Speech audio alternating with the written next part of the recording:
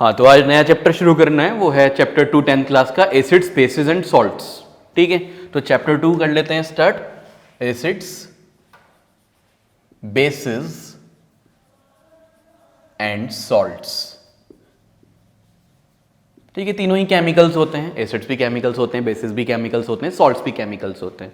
ठीक है, ये सब पढ़ने से पहले, तीनों ही चीजें पढ़ने से पहले हमें पढ़ना पड़ेगा इंडिकेटर्स, कि इंडिकेटर्स क्या होते हैं। ठीक है, तो इंडिकेटर्स देख लेते हैं क्या होते हैं।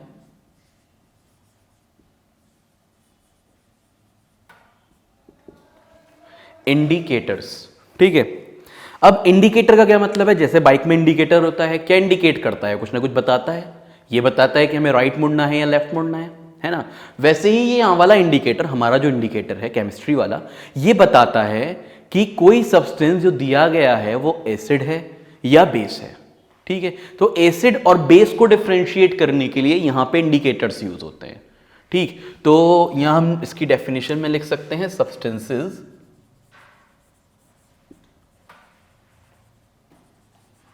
which indicates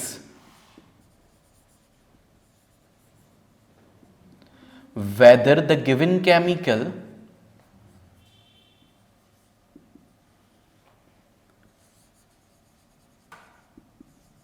is an acid or a base। तो गिवन केमिकल एक एसिड है या बेस है, ये इंडिकेटर बताता है कि कौन सा केमिकल एसिड है, कौन सा केमिकल बेस है। और कैसे बताता है, बाय चेंजिंग इट्स कलर और स्मेल। या तो वो कलर चेंज करेगा या फिर स्मेल चेंज करेगा, बाय चेंजिंग इट्स कलर और स्मेल।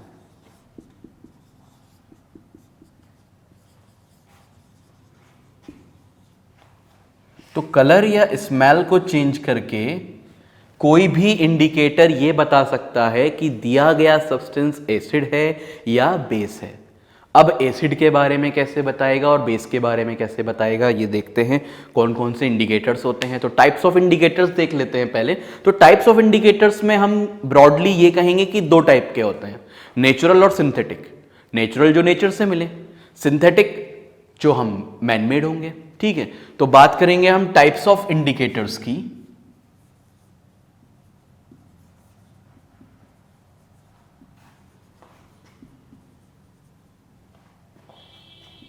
पहला टाइप है इसमें नेचुरल इंडिकेटर्स।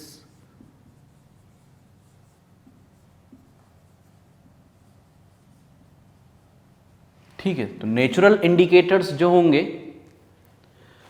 वो नेचर से मिलते हैं। अब इसमें एग्जाम्पल ले लेते हैं नेचुरल इंडिकेटर्स में। तो ये तो मतलब डेफिनेशन लिखने की जरूरत तो नहीं है ना इसकी, तो हम ये लिख सकते हैं कि नेचुरल इंडिकेटर्स वो हैं जो नेचर से मिलते हैं हमको, है ना।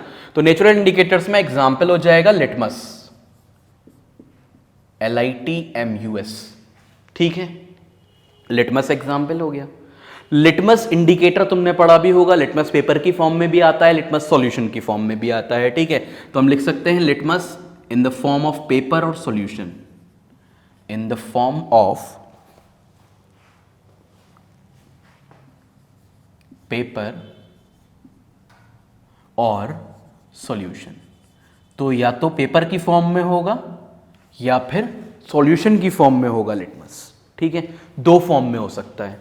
ठीक, तो ये तो बात हो गई पेपर की फॉर्म में और सॉल्यूशन की फॉर्म में। अब बात करते हैं कि ये मिलता कहां से है। तो इसे हम ऑब्टेन करते हैं लिचिन प्लांट से, obtained from लिचिन plant.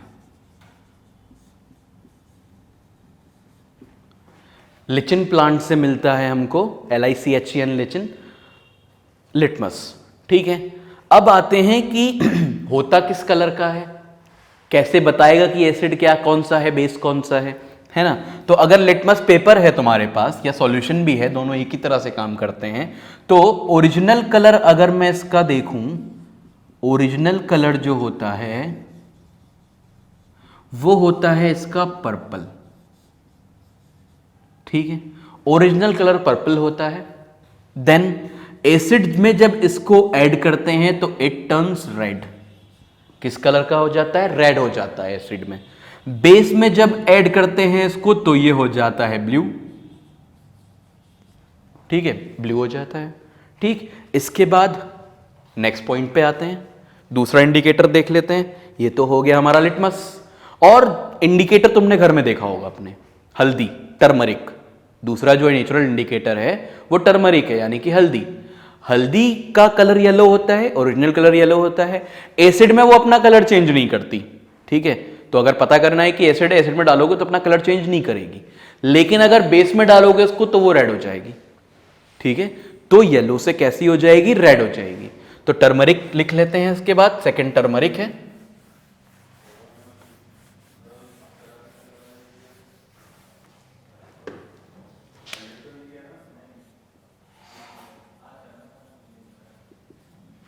Turmeric, turmeric original colour turmeric का yellow, originally it is yellow, in acid colour change नहीं करती है, नो चेंज। और बेस में इसका कलर हो जाता है रेड। कभी हल्दी में चूना डाल के देखना थोड़ा सा। ठीक है, हल्दी में अगर थोड़ा सा चूना डालोगे तो वो येलो से रेड हो जाएगी। ठीक है, तो बेस में ये हो गया रेड, लिटमस आ गया, टर्मरिक हो गया। एक थर्ड है इसके बाद, रेड कैबेज एक्सट्रैक्ट। सेकंड ये था, थर्ड है रेड कैबेज एक्सट्रैक्ट। एक कैबेज तुम लोगों ने ग्रीन देखा होगा, एक कैबेज आता है रेड कलर का। ठीक है, तो रेड कैबेज एक्सट्रैक्ट भी एक तरह का इंडिकेटर होता है। एसिड में पहली बात तो इसका ओरिजिनल कलर तो रेड ही होगा, दिख रहा है कि रेड है। ओरिजिनल कलर कैसा होगा, रेड। एसिड में कलर इसका रेड ही रहेगा, और बेस में इसका कलर हो जाएगा ग्रीन। ठीक है, तो रेड कैबेज एक्सट्रैक्ट जो तीसरा इंडिकेटर है उसका ओरिजिनल कलर रेड है, एसिड में वो कलर चेंज नहीं करता, बेस में वो हो जाता है ग्रीन। तो ये कलर्स याद रखना बस, जो इंडिकेटर्स हैं इनके। अब इसके बाद ये नेचुरल इंडिकेटर्स हो गए, इसके बाद सिंथेटिक इंडिकेटर्स पे आते हैं। कुछ सिंथेटिक इंडिकेटर्स देख लेते हैं।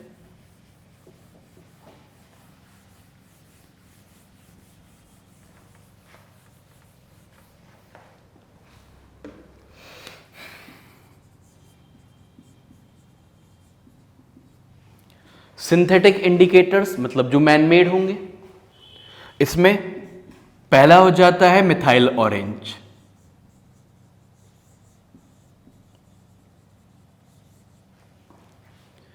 मिथाइल ऑरेंज जैसा कि नाम से लग रहा है, इसका ओरिजिनल कलर ऑरेंज होता है। ठीक है, तो ओरिजिनली कैसा होगा, ये ऑरेंज होगा।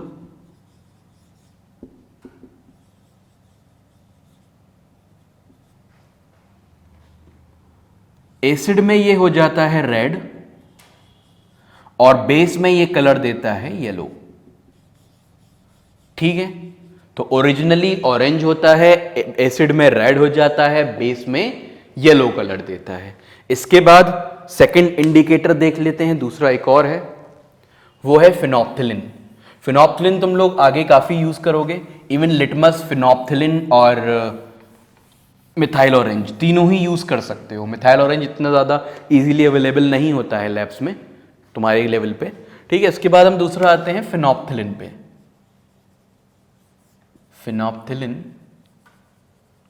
ओरिजिनली ये कलरलेस होता है। फिनोप्थिलिन जो है वो ओरिजिनली कैसा होता है, कलरलेस होता है। ठीक, एसिड में भी कोई चेंज नहीं आता, ये कलरलेस ही रहता है। बेस में ये हो जाता है पिंक। ठीक है, बेस में कैसा हो जाता है, pink.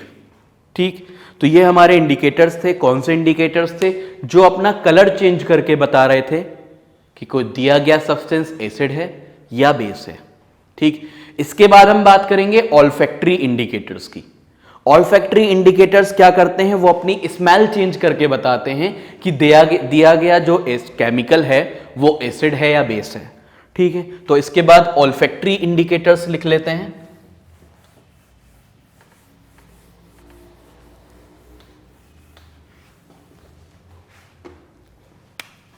olfactory indicators,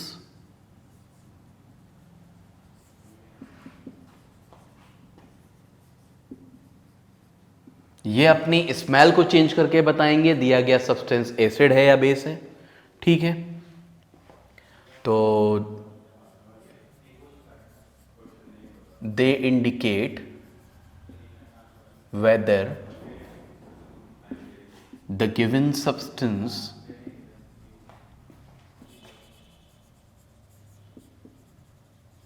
is an acid or a base by changing their smell। अभी तक कलर चेंज कर रहे थे इंडिकेटर्स, ये ऐसे होते हैं जो अपनी स्मेल चेंज करेंगे। ठीक है, ठीक, तो ये स्मेल चेंज कर देते हैं ऑल्फैक्टरी इंडिकेटर्स। अब कौन कौन से होते हैं ये, इनके एग्जाम्पल्स क्या क्या हैं? इनके एग्जाम्पल्स हैं अनियन एक्सट्रैक्ट, प्याज, प्याज को अनियन बोला जाता है, ये ई है अनियन एक्सट्रैक्ट।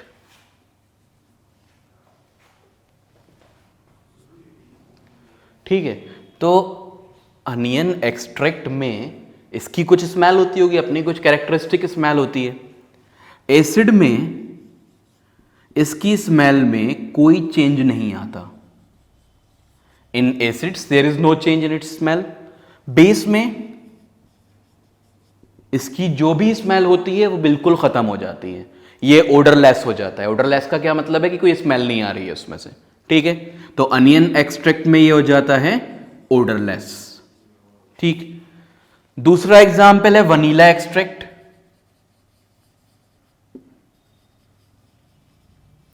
बिल्कुल सेम पैटर्न फॉलो करता है ये, एसिड में कोई चेंज नहीं, बेस में ओडरलेस।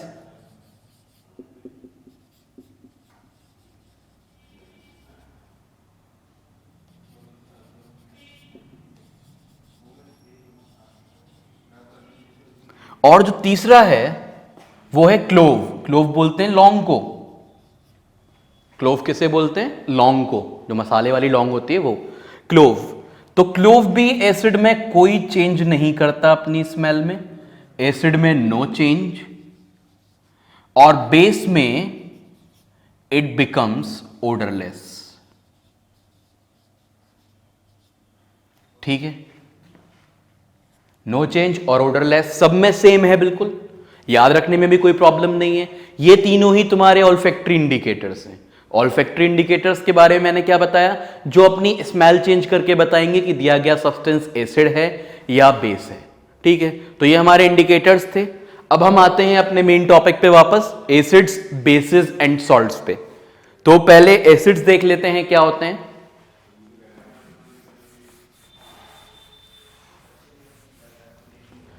पहले एसिड्स के बारे में देख लेते हैं कि एसिड्स क्या होते हैं। एसिड्स की 3 डेफिनेशंस हैं। पहली डेफिनेशन दी थी अरेनियस ने, तो पहले वो डेफिनेशन देख लेते हैं। अरेनियस ने क्या कहा था?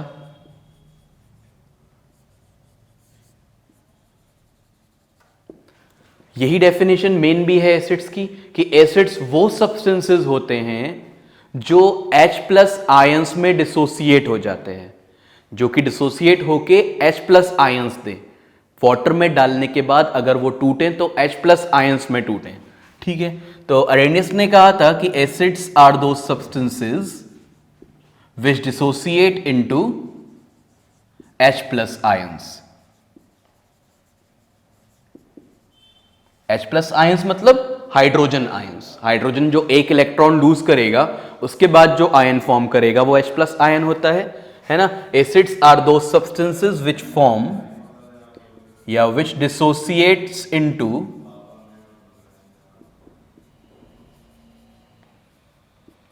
Hydrogen ions. और हाइड्रोजन आयंस को हम कह सकते हैं H+ आयंस। ठीक है, तो ये एसिड की पहली डेफिनेशन है जो दी थी अरेनियस ने, ARRHENIUS, ये केमिस्ट थे। इन्होंने कहा था कि एसिड्स वो सब्सटेंसेस होते हैं जो H+ आयन में डिसोसिएट होते हैं। ठीक है, सेकंड डेफिनेशन दी थी ब्रॉन्स्टेड लॉरी ने मिलके। ब्रॉन्स्टेड लॉरी की सेकंड डेफिनेशन, तो ब्रॉन्स्टेड लॉरी ने क्या बोला था कि एसिड्स वो सब्सटेंसेस होते हैं जो प्रोटॉन्स डोनेट करते हैं। वैसे भी देखा जाए तो H+ एक प्रोटॉन है। क्यों प्रोटॉन है H+? क्योंकि हाइड्रोजन के पास एक इलेक्ट्रॉन होता है और एक ही प्रोटॉन होता है। एटॉमिक नंबर हाइड्रोजन का 1 है, तो इसके पास एक इलेक्ट्रॉन है, एक प्रोटॉन है। अगर ये एक इलेक्ट्रॉन लूज कर देगा, अगर ये H+ बन जाएगा, तो इलेक्ट्रॉन इसका खत्म, अब सिर्फ इसके पास एक प्रोटॉन है। न्यूट्रॉन हाइड्रोजन के पास होता नहीं है, इसलिए हम कह सकते हैं H+ इज अ प्रोटॉन। तो इनकी डेफिनेशन क्या थी कि acids are those substances which donates protons. ठीक है, तो हम यहां लिख लेते हैं, एसिड्स आर दो सब्सटेंसेस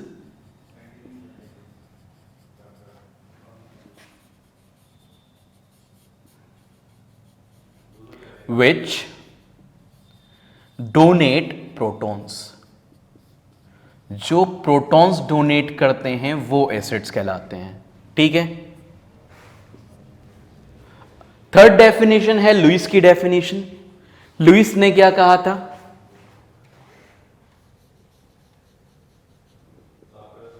अगर वो प्रोटॉन्स डोनेट कर रहे हैं, इसका मतलब इलेक्ट्रॉन्स एक्सेप्ट कर रहे होंगे, तो acids are those substances which accept protons. Acids are those substances which accepts electrons।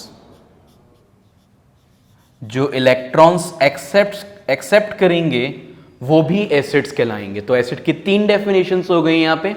एक कि वो H+ आयंस में टूटते हैं, दूसरा कि acids are those substances which donate protons, तीसरा कि एसिड्स वो सब्सटेंसेस हैं जो इलेक्ट्रॉन एक्सेप्ट करते हैं।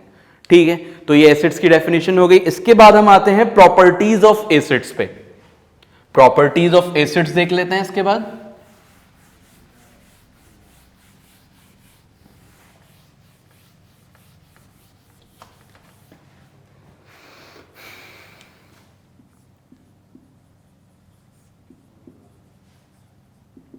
Properties of acids. तो एसिड्स की क्या क्या प्रॉपर्टीज हैं? पहली प्रॉपर्टी है एसिड्स आर सोर इन टेस्ट। एसिड्स टेस्ट में सार होते हैं, मतलब खट्टे होते हैं। एसिड्स आर सार इन टेस्ट, सार मतलब खट्टे, तो एसिड्स टेस्ट में सार होते हैं यानी कि खट्टे होते हैं। पहली प्रॉपर्टी हो गई। दूसरी प्रॉपर्टी पे आते हैं, एसिड्स कंडक्ट इलेक्ट्रिसिटी।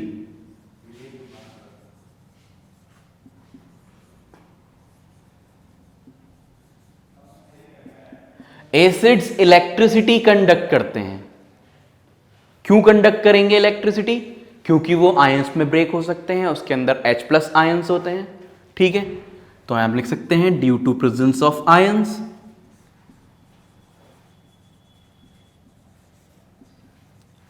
आयंस के प्रेजेंस की वजह से एसिड्स इलेक्ट्रिसिटी कंडक्ट करते हैं। इसके बाद थर्ड प्रॉपर्टी पे आते हैं। थर्ड प्रॉपर्टी क्या है? थर्ड प्रॉपर्टी है कि एसिड्स को जब मेटल से रिएक्ट कराया जाता है तो वो हाइड्रोजन गैस लिबरेट करते हैं। ठीक है, एसिड्स को जब मेटल से रिएक्ट कराते हैं तो हाइड्रोजन गैस लिबरेट होती है। ठीक, ये हम लोगों ने एवोल्यूशन ऑफ गैस के टाइम पे भी पढ़ा था, जब चैप्टर 1 पढ़ रहे थे केमिकल रिएक्शंस एंड इक्वेशंस। तो वहां पे मैंने बताया था कि जब जिंक रिएक्ट कर रहा था H2SO4 से तो हाइड्रोजन गैस रिलीज हो रही थी। वहीं पे मैंने ये बात भी बोली थी कि एसिड्स जब मेटल से रिएक्ट करते हैं तो हाइड्रोजन गैस रिलीज होती है। ठीक है, तो हम लिख सकते हैं acids react with metals to give hydrogen gas।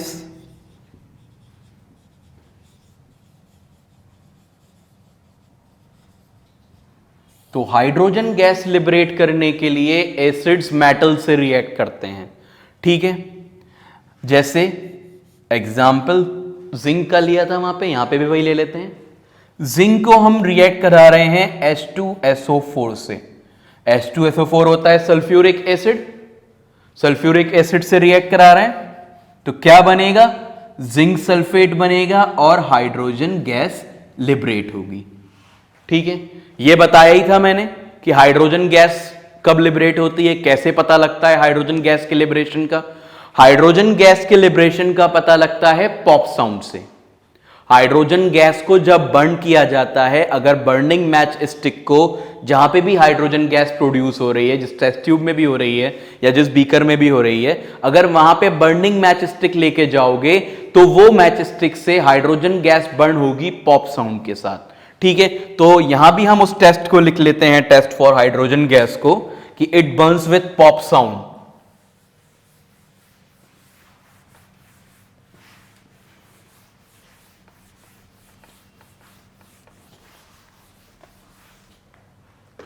तो टेस्ट क्या हो जाएगा हाइड्रोजन गैस का, it Burns with pop sound. ठीक है, हाइड्रोजन गैस पॉप साउंड के साथ बर्न करती है। ठीक है, इसके बाद नेक्स्ट प्रॉपर्टी पे आते हैं, एसिड्स की नेक्स्ट प्रॉपर्टी, कि एसिड्स जब मेटल कार्बोनेट से रिएक्ट करते हैं, अभी क्या था, मेटल से रिएक्ट कर रहे थे। ठीक है, और मेटल से रिएक्ट करके क्या दे रहे थे, हाइड्रोजन गैस दे रहे थे। अब नेक्स्ट प्रॉपर्टी यह है कि एसिड्स जब मेटल कार्बोनेट या मेटल बाइकार्बोनेट से रिएक्ट करते हैं तो वो कार्बन डाइऑक्साइड गैस देते हैं। ठीक है, तो हम यहां लिख सकते हैं एसिड्स रिएक्ट विद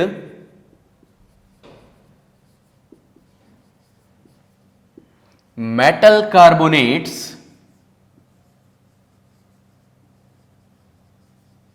और मेटल बाइकार्बोनेट्स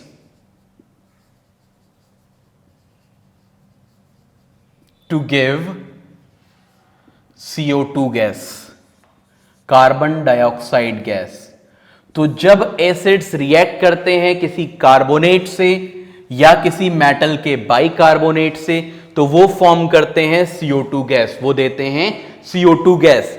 कार्बोनेट क्या होता है, CO3 2- कार्बोनेट है, इसे हम कार्बोनेट बोलते हैं।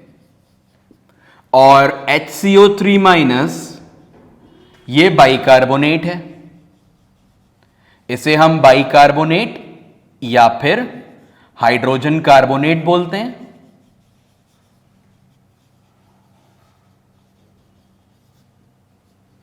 तो दोनों का ही रिएक्शन करा के देख लेते हैं एसिड्स के साथ। एक बार एक कार्बोनेट का कर लेते हैं, एक बार एक बाइकार्बोनेट का कर लेते हैं।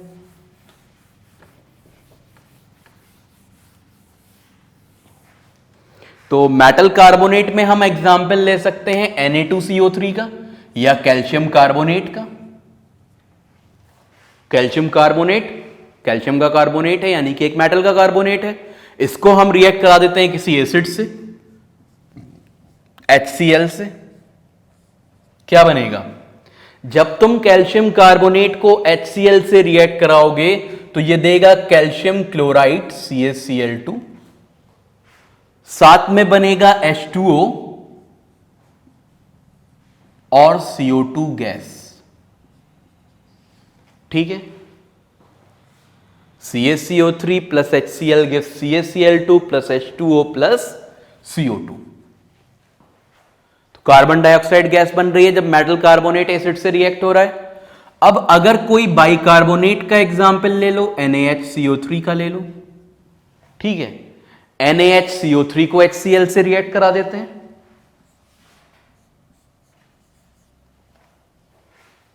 NaHCO3 को HCl से रिएक्ट कराएंगे तो क्या बनेगा, NaCl plus H2O plus CO2।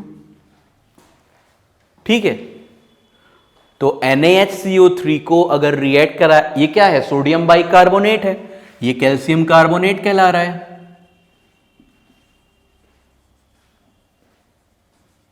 और ये है सोडियम बाइकार्बोनेट।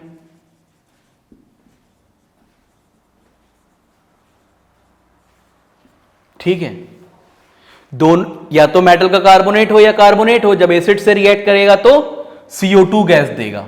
Ca2H2O दोनों में कॉमन है और मेटल का सॉल्ट बनता है। ठीक है, ये बात याद रखना कि H2O और CO2 कॉमन है।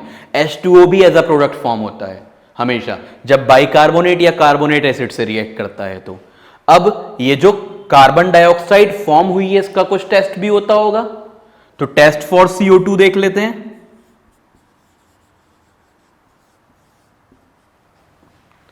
CO2 के बारे में एक बात है कि वो कंबस्शन का सपोर्टर नहीं होती। मतलब कहीं अगर कोई चीज बर्न हो रही है, आग लगी हुई है कहीं पे, अगर वहां CO2 डाल दी जाए तो वो बुझ जाएगी, क्योंकि CO2 कंबस्शन को सपोर्ट नहीं करती, वो बर्न ही नहीं होती, कंबस्ट ही नहीं होती।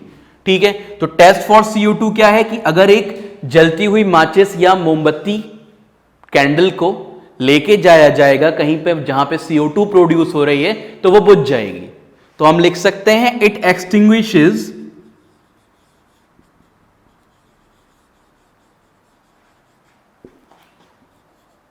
Burning candle.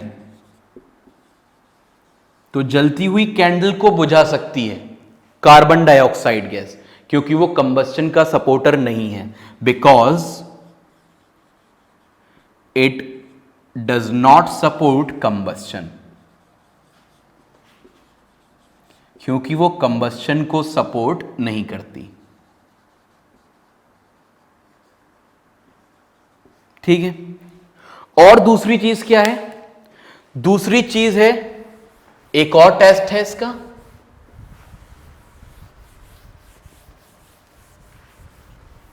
क्या टेस्ट है? It turns lime water milky. It turns lime water milky. वो लाइम वाटर को मिल्की कर देती है। अब लाइम वाटर क्या होता है? लाइम वाटर होता है calcium hydroxide CaOH whole twice. जब तुम इस कैल्शियम हाइड्रोक्साइड से, लाइम वाटर जो होता है वो कलरलेस होता है, ठीक है, तो इस लाइम वाटर से जब CO2 गैस पास कराई जाएगी तो वो कैसा हो जाएगा? मिल्की वाइट हो जाएगा। ठीक है, इसलिए कह रहे हैं कि लाइम वाटर को मिल्की कर देती है। कैल्शियम हाइड्रोक्साइड में से अगर हम CO2 गैस पास कराते हैं तो क्या बनेगा? CaCO3 फॉर्म होता है, जिसकी वजह से CaCO3 की फॉर्मेशन की वजह से लाइम वाटर मिल्की हो जाता है। ठीक है, तो यहां पे ये लाइम वाटर है और ये कलरलेस होता है, ये कलरलेस होता है लाइम वाटर, और ये मिल्की लाइम वाटर हो गया। तो लाइम वाटर मिल्की क्यों होता है? Due to the formation of calcium carbonate. ठीक है, अब एक और चीज है यहां पे कि अगर तुम एक्सेस कार्बन डाइऑक्साइड को से पास कराओगे, एक्सेस कार्बन डाइऑक्साइड मतलब ज्यादा अमाउंट में पास कराओगे, तो क्या होगा? कैल्शियम बाइकार्बोनेट बन जाएगा, CaHCO3 होल ट्वाइस। ठीक है, कैल्शियम बाइकार्बोनेट बोलते हैं इसको, कैल्शियम बाइकार्बोनेट। तो बुक में तुम्हारे ये रिएक्शन भी दे रखी है कि अगर हम ज्यादा अमाउंट ऑफ CO2 पास करा दें लाइम वाटर से तो क्या होगा? तो फिर कैल्शियम बाइकार्बोनेट फॉर्म हो जाता है। अगर सही अमाउंट में हो रही है तो कैल्शियम कार्बोनेट फॉर्म होता है। चलो फिर, ये हो गया कार्बन डाइऑक्साइड जब रिलीज हो रही होती है। इसे रब कर देते हैं, फिर आगे बढ़ते हैं।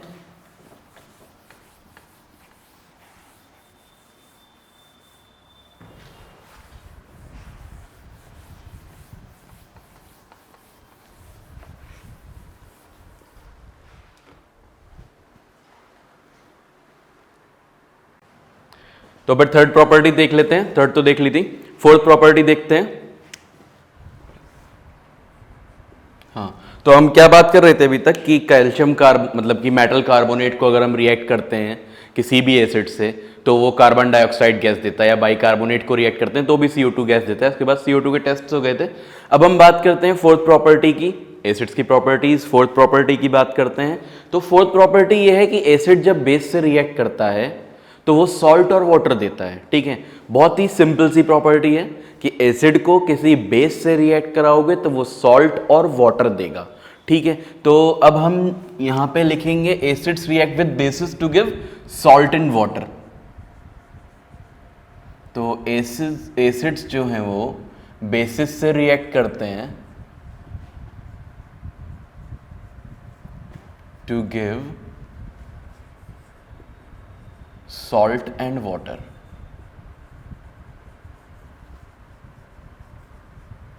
ठीक है, तो सॉल्ट और वाटर देने के लिए एसिड बेस से रिएक्ट करेगा। जैसे फॉर एग्जांपल कोई भी एसिड ले लेते हैं, HCl ले लेते हैं, सिंपल एसिड है, हाइड्रोक्लोरिक एसिड ले लिया हमने। HCl क्या है? हाइड्रोक्लोरिक एसिड है।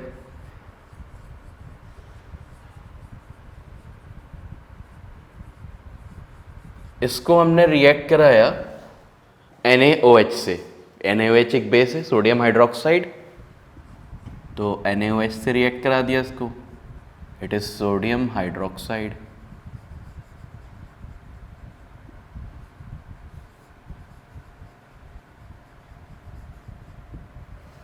क्या देगा ये हमें?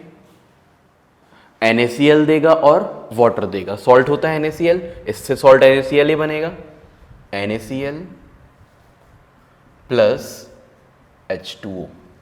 ठीक है, तो ये हो गया हाइड्रोक्लोरिक एसिड। इसको हमने सोडियम हाइड्रोक्साइड से रिएक्ट कराया तो हमें एक सॉल्ट मिला। वो सॉल्ट कौन सा? सोडियम क्लोराइड है।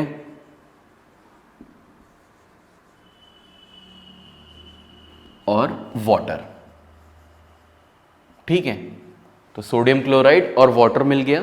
सोडियम क्लोराइड एक सॉल्ट है और वाटर तो वाटर होता है। ठीक है ना, तो ये क्या हो गई? ये फोर्थ प्रॉपर्टी हो गई कि एसिड जब बेसिस से रिएक्ट करते हैं तो वो सॉल्ट और वाटर देते हैं। ठीक है, फोर्थ या फिफ्थ जो भी प्रॉपर्टी है वो उसमें वो नहीं जाना है। ठीक है, उसके बाद अब यहां पे एक चीज और है कि ये जो रिएक्शन होते हैं एसिड्स और बेसिस के, ये कहलाते हैं न्यूट्रलाइजेशन रिएक्शंस। ठीक है, तो दीज रिएक्शंस आर कॉल्ड, हम लिख सकते हैं these reactions are called neutralization reactions. These reactions are called neutralization reactions।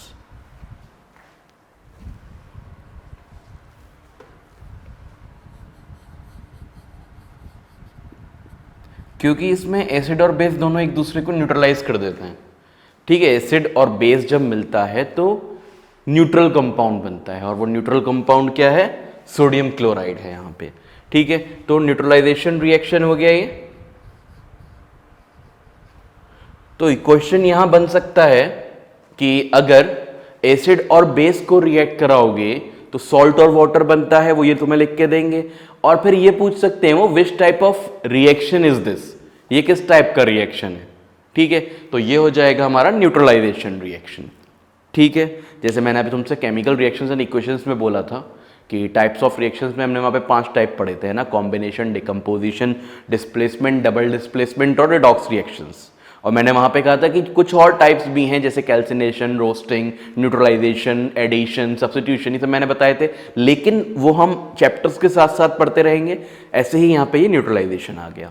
ठीक है, अब नेक्स्ट प्रॉपर्टी पे बढ़ते हैं। ये प्रॉपर्टी समझ में आ गई होगी, बहुत सिंपल सी, एसिड को बेस से रिएक्ट कराओगे तो सॉल्ट और वाटर बन जाएगा। ठीक है, अगर एक और एग्जाम्पल लेना चाहो इसका तो एक और एग्जाम्पल ले सकते हो कि H2SO4 plus NaOH gives Na2SO4 plus H2O। ठीक है, तो ये भी एग्जाम्पल हो सकता है कि सल्फ्यूरिक एसिड को अगर हम सोडियम हाइड्रोक्साइड से रिएक्ट कराएंगे तो we will get sodium sulphate plus water. ठीक, तो सोडियम सल्फेट और वाटर मिल जाएगा। ठीक है, तो ये हमारा सेकंड एग्जाम्पल हो गया इसका। ठीक, अब आगे बढ़ते हैं। एक मिनट, ही बैलेंस नहीं लग रहा थोड़ा सा, हाँ इसको यहाँ पे 2 लगा दो। ठीक है, हो गया।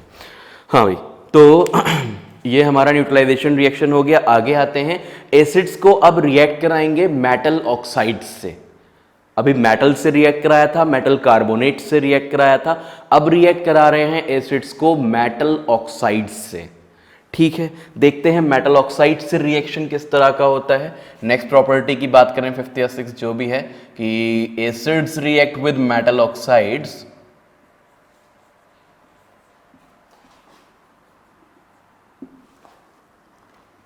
acids react with metal oxides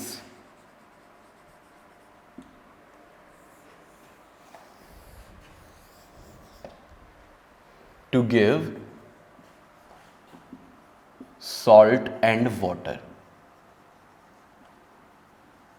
तो नेक्स्ट प्रॉपर्टी ये है कि एसिड्स को अगर किसी मेटल की ऑक्साइड से रिएक्ट कराया जाएगा, मेटल ऑक्साइड का क्या मतलब है, जैसे MgO है, CaO है, calcium oxide, magnesium oxide, sodium oxide, मतलब मेटल की कोई सी भी ऑक्साइड, ठीक है। तो मेटल ऑक्साइड से जब रिएक्ट कराएंगे तो भी हमें सॉल्ट और वाटर ही मिलेगा। क्या मिलेगा? सॉल्ट और वाटर। हमने यहां क्या पढ़ा अभी कि एसिड को बेस से रिएक्ट करा रहे हैं अगर, तो सॉल्ट और वाटर मिल रहा है। यहां हमने पढ़ा कि अगर हम एसिड को रिएक्ट करा रहे हैं मेटल की ऑक्साइड से तो भी सॉल्ट और वाटर ही मिलेगा, ठीक है। अच्छा, क्यों ऐसा हो रहा है कि सॉल्ट और वाटर मिल रहा है? इसका मतलब मेटल की ऑक्साइड बेस की तरह काम कर रही है ना, एसिड बेस सॉल्ट और वाटर देता है ना, तो अगर एसिड और मेटल ऑक्साइड सॉल्ट वाटर दे रही हैं, इसका मतलब मेटल ऑक्साइड्स कैसी हो गई? बेसिक हो गई, ठीक है। इसको हम मेटल ऑक्साइड्स को नेक्स्ट चैप्टर में अच्छे से पढ़ेंगे कि वो बेसिक होती हैं और किस तरह, और नॉन मेटल की कैसी ऑक्साइड्स होती हैं, मेटल की ऑक्साइड्स कैसी होती हैं। जब हम मेटल्स एंड नॉन मेटल्स पढ़ेंगे तब इसे डिस्कस करेंगे, ठीक है। तो आगे बढ़ते हैं। एग्जाम्पल यहां लिख रहा हूं मैं, इसका एग्जाम्पल ले लेते हैं। Sodium oxide, sodium oxide is Na2O, ठीक है। Na2O एक सोडियम ऑक्साइड है। इसको मैं रिएक्ट करा देता हूं HCl से, HCl हाइड्रोक्लोरिक एसिड, ये सोडियम ऑक्साइड, ठीक है। तो क्या मिल जाएगा तुम्हें? NaCl plus H2O,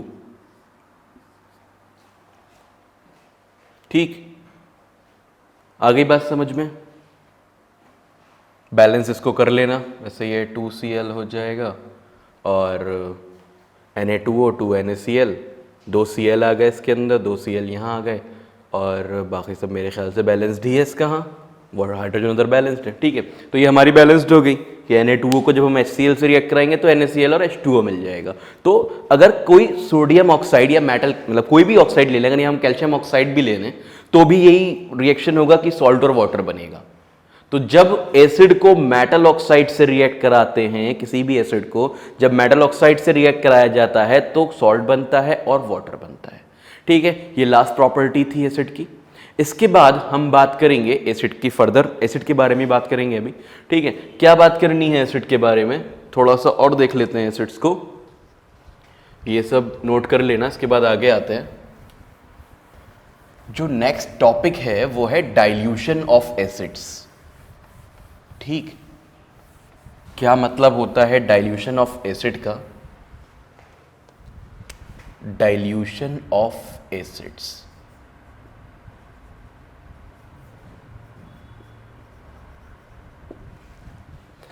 dilution of acids का क्या मतलब है, ठीक है। डाइल्यूशन ऑफ एसिड्स का मतलब है वाटर को एसिड में ऐड करना। मतलब कहीं एसिडिक सॉल्यूशन है, H2SO4 और वाटर का सॉल्यूशन है, कहीं तुम उसमें और वाटर ऐड करना चाह रहे हो, तुम चाह रहे हो कि ये जो है लेस कंसंट्रेटेड हो जाए, है ना। लेबोरेटरीज में यूज करते हैं, ज़्यादा कुछ डाइल्यूट होते हैं, कुछ एसिड्स डाइल्यूट होते हैं, कुछ कंसंट्रेटेड होते हैं। जो कंसंट्रेटेड होते हैं उसमें एसिड का अमाउंट ज़्यादा होता है, जो डाइल्यूट होते हैं उसमें वाटर का अमाउंट ज़्यादा होता है। तो डाइल्यूशन का मतलब क्या है? वाटर ऐड करना एसिड के अंदर, या फिर एसिड के कंसंट्रेशन को कम कर देना, ठीक है। डाइल्यूशन ऑफ एसिड का क्या मतलब है कि कंसंट्रेशन ऑफ एसिड को कम कर देना या वाटर की क्वांटिटी को बढ़ा देना किसी भी एसिडिक सॉल्यूशन में, ठीक है। तो डाइल्यूशन ऑफ एसिड्स में इसका मतलब क्या होता है कि addition of more water, addition of water in acidic solution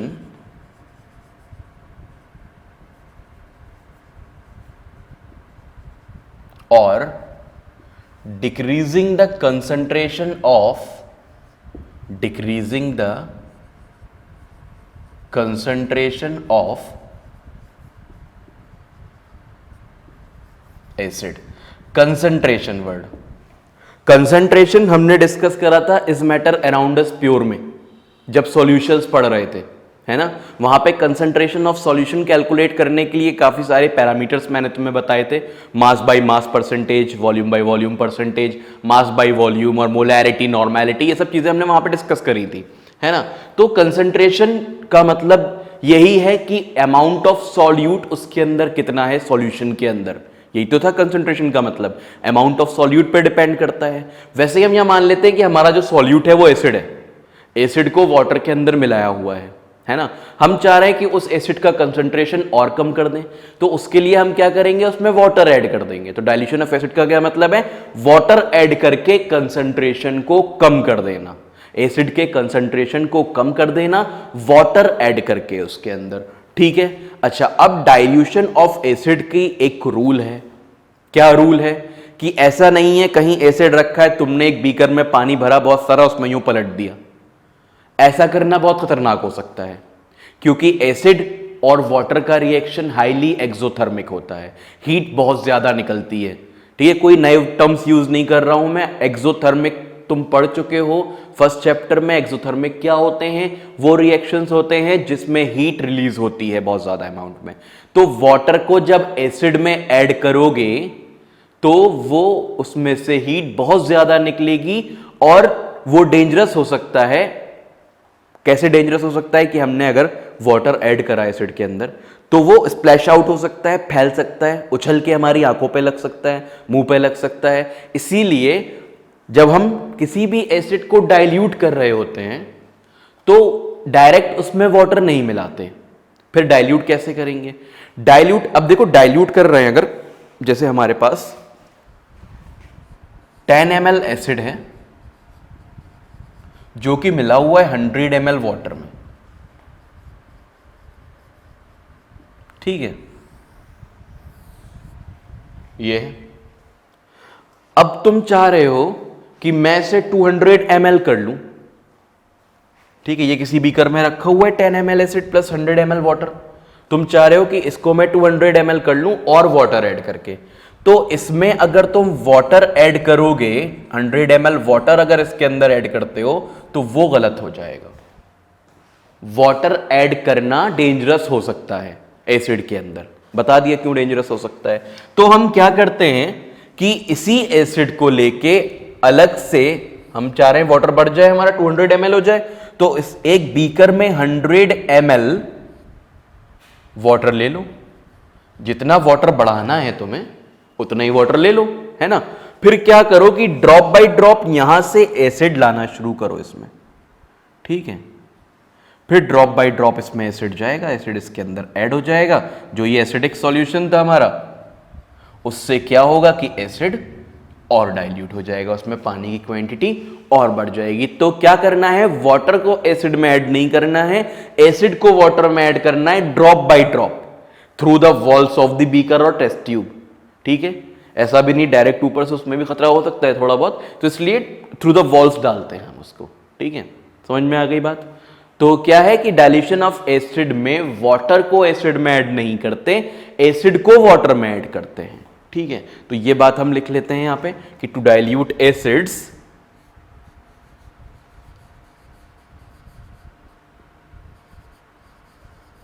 acids को डाइल्यूट करने के लिए acid is added to water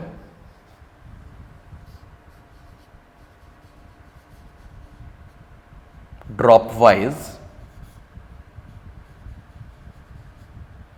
not water to acid,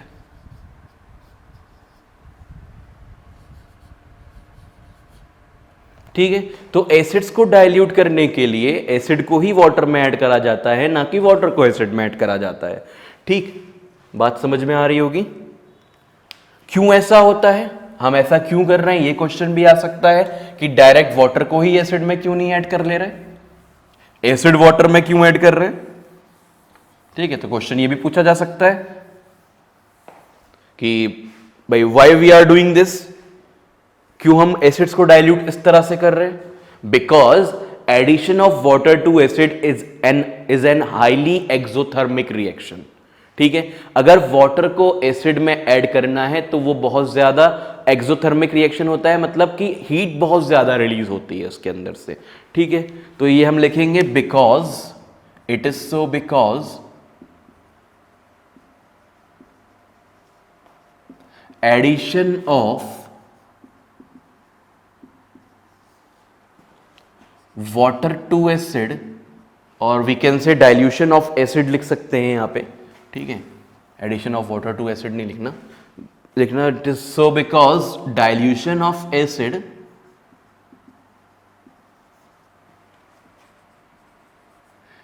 is a highly exothermic reaction.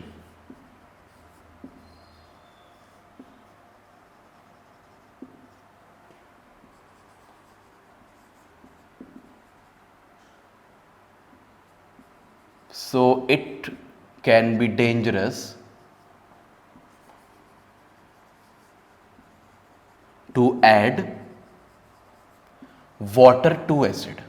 ठीक है, तो वाटर को एसिड में ऐड करने से क्या हो सकता है? वाटर उसमें से एसिड स्प्लैश होके, फैल के, उछल के आंखों तक आ सकता है। ठीक है, तो ये बात नोट कर लेना डाइल्यूशन ऑफ एसिड्स के बारे में। ठीक है, ये बात समझ में आ गई कि हम एसिड को वाटर में ऐड करेंगे, ना कि वाटर को एसिड में ऐड करेंगे। ठीक है, ये बात क्लियर हो गई होगी। अब इसके बाद जब एसिड वाटर से रिएक्ट करता है, जब एसिड वाटर से रिएक्ट करता है तो क्या होता है? ठीक, क्या चीज फॉर्म होती है? ये रिएक्शन मेरे ख्याल से इस बार बोर्ड एग्जाम्स में भी आया था कि एसिड रिएक्टिंग विद वाटर, इसकी एक इक्वेशन लिखी है। तो अगर हम देखें, मैं यहां पे HCl ले लेता हूं, HCl को वाटर में ऐड करा गया। ठीक है, हाइड्रोक्लोरिक एसिड को वाटर में ऐड करा गया, तो ये देखा जाएगा कि यहां पे H3O प्लस आयंस फॉर्म होंगे। हमने पढ़ा है कि एसिड H प्लस आयन में टूटता है ना, acid dissociates into H plus ions, लेकिन यहां हम देख रहे हैं कि H3O प्लस आयन बन रहा है। क्यों बन रहा है? क्योंकि H प्लस आयन H2O के साथ मिलके H3O प्लस बना लेता है। H3O प्लस जो है वो ज्यादा स्टेबल है H प्लस से, इसीलिए वो H3O प्लस फॉर्म करता है। ठीक है, plus Cl minus. Hydrochloric acid तुम्हें पता है इसका नाम, वाटर पता है, ये कहलाते हैं हाइड्रोनियम आयंस। हाइड्रोनियम आयंस, तो इस चीज को लिख लेना, ये जो हाइड्रोनियम आयंस होते हैं H3O प्लस, ये मतलब एक जगह ऐसी ब्रैकेट में कि ये H प्लस और H2O का मिक्सचर होते हैं, या कह लो मतलब कंपाउंड है H प्लस और H2O का। ठीक है, बॉन्ड बनता है H प्लस और H2O के बीच में, तब H3O प्लस फॉर्म होता है। ठीक, अब H प्लस क्यों चेंज हो रहा है H3O प्लस में? Because H3O plus is more stable then H plus, stability ज्यादा है उसकी।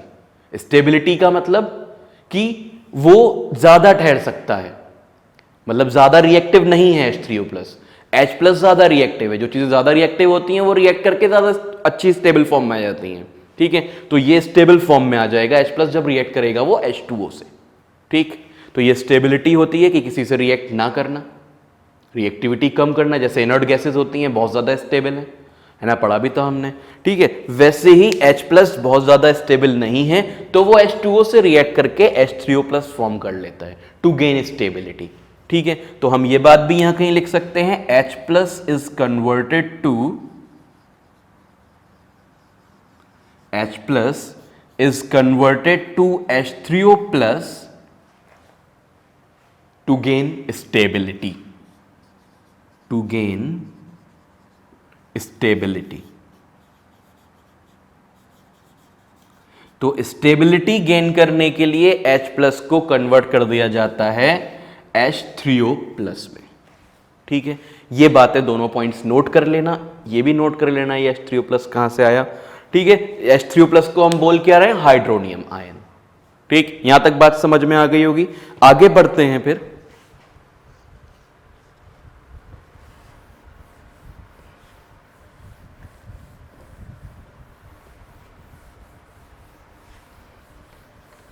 अब पॉइंट ये है कि जो हम वाटर ऐड कर रहे हैं एसिड के अंदर, उससे हाइड्रोनियम आयन पे क्या इफेक्ट पड़ेगा।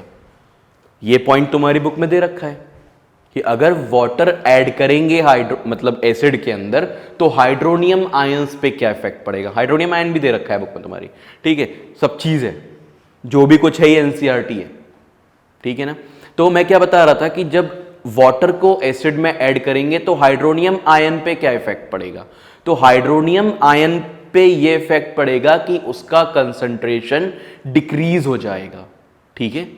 जब हम वाटर ज्यादा ऐड कर देंगे तो H3O+ कम फॉर्म होगा, क्योंकि H3O+ सिर्फ H2O से नहीं बनता, उसको H+ भी चाहिए। अब H+ तो उतना ही है जितना पहले था, तो तुमने अगर वाटर ज्यादा ऐड कर दिया तो पर यूनिट वॉल्यूम वो कम हो गया H3O+, और जब वो पर यूनिट वॉल्यूम कम हो गया तो हम कह सकते हैं concentration of hydronium ion decreases. तो वाटर अगर ऐड करते हैं, adding water to acidic solution, एडिंग water to acidic solution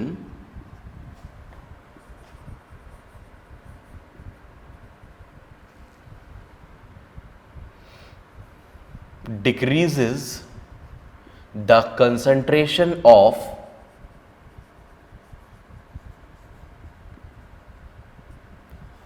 H3O+ ions. तो हाइड्रोनियम आयन का कंसंट्रेशन कम हो जाता है अगर हम वाटर ऐड करते हैं किसी भी एसिडिक सॉल्यूशन में। अब अगर हम excess amount of acid add कर दें उसके अंदर, अभी क्या कह रहे थे हम कि हम वाटर ऐड कर रहे हैं, एक्स्ट्रा वाटर मिला रहे हैं उसके अंदर, ठीक है। अब अगर एसिड एक्स्ट्रा ऐड कर दिया जाए, एसिड और अमाउंट में ऐड कर दिया जाए, तो H2O की कमी तो है नहीं, H2O की कोई कमी नहीं है इसके अंदर, तुमने H+ और दे दिया उसको, तो वो किस में कन्वर्ट हो जाएगा, H3O+ में वो इजीली कन्वर्ट हो सकता है, ठीक है। तो ये हो गया concentration of H3O+ ion decrease. अब हम बात करेंगे कि अगर एक्सेस एसिड ऐड कर दिया जाए, मतलब एसिड और ज्यादा अमाउंट में ऐड कर दिया जाए किसी भी एसिडिक सॉल्यूशन के अंदर, तो हाइड्रोनियम आयन पे क्या इफेक्ट पड़ेगा। हाइड्रोनियम आयन का कंसंट्रेशन उस केस में इंक्रीज हो जाएगा, क्योंकि वाटर पहले से ही बहुत है, H2O के मॉलिक्यूल्स बहुत ज्यादा हैं, H+ कम है, H+ तुमने और ऐड कर दिए, मतलब एसिड ऐड करा, इसका मतलब H+ और आ गए, वो H+ H2O के साथ कंबाइन होकर H3O+ की गिनती को बढ़ा देंगे, तो इससे कंसंट्रेशन H3O+ का बढ़ जाएगा, ठीक है। तो adding excess acid to water, to acidic solutions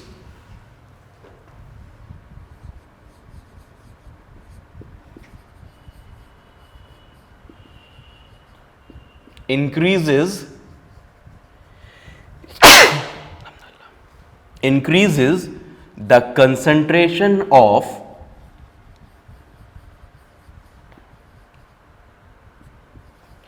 H3O+ ions, ठीक है। तो एसिड एक्स्ट्रा ऐड करने से क्या होगा कि H3O+ आयन का कंसंट्रेशन भी इंक्रीज हो जाएगा, ठीक है। यहां तक ये बात समझ में आ गई। अब आते हैं हम बेसिस पे, अभी तक हम एसिड्स पढ़ रहे थे, अब हम बात करेंगे बेसिस की, ठीक है। तो बेसिस की बात कर लेते हैं। इसके बाद बेसिस क्या होते हैं,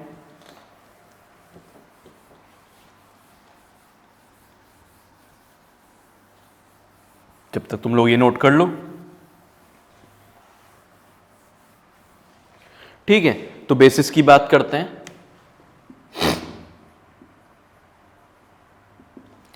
एसिड्स की हमने 3 डेफिनेशंस पढ़ी थी, है ना। क्या क्या डेफिनेशंस थी कि पहले अरेनियस की डेफिनेशन थी कि acids are those substances which associate into H+ ions. फिर क्या था, फिर ये थी कि acids can donate protons, chemicals which can donate protons are called acids.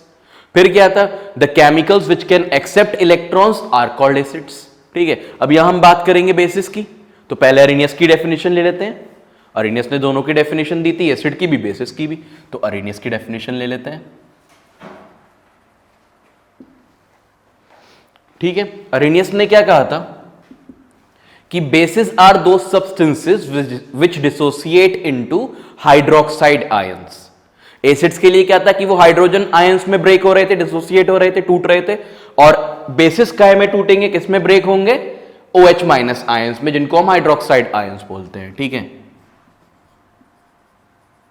bases are chemicals which dissociate into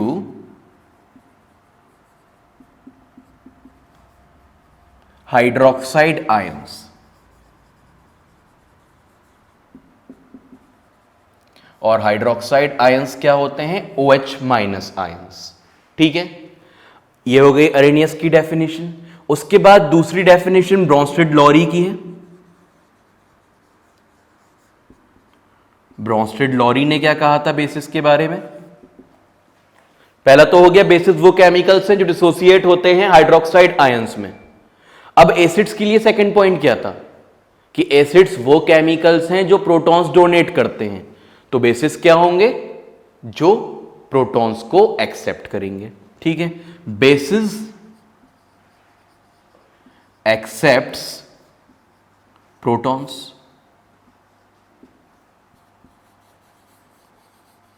basis protons को एक्सेप्ट करते हैं। इसके बाद लास्ट लुईस बेसिस। लुईस की जो डेफिनेशन थी बेसिस के बारे में, अगर वो प्रोटॉन्स एक्सेप्ट कर रहे हैं इसका मतलब वो इलेक्ट्रॉन डोनेट कर सकते हैं। ठीक है, bases which can donate electrons. Bases are chemicals which can donate electrons. ठीक है, तो बेसिस कैन डोनेट इलेक्ट्रॉन्स लिख सकते हैं हम। ये तीनों डेफिनेशंस हो गई किसकी? बेसिस की। ठीक है, तो आज के लिए इतना ही रखते हैं इस लेक्चर के लिए। ठीक है, प्रॉपर्टीज ऑफ बेसिस के साथ नेक्स्ट लेक्चर में स्टार्ट करेंगे। जैसे प्रॉपर्टीज ऑफ एसिड्स पढ़ा था, क्या थी प्रॉपर्टीज ऑफ एसिड्स? कि वो मेटल से रिएक्ट कर रहे थे, मेटल कार्बोनेट से रिएक्ट कर रहे थे, मेटल ऑक्साइड से रिएक्ट कर रहे थे। ऐसे ही बेसिस की प्रॉपर्टीज भी पढ़ेंगे नेक्स्ट लेक्चर में। ठीक है, आज के लिए इतना ही रखते हैं इस लेक्चर के लिए।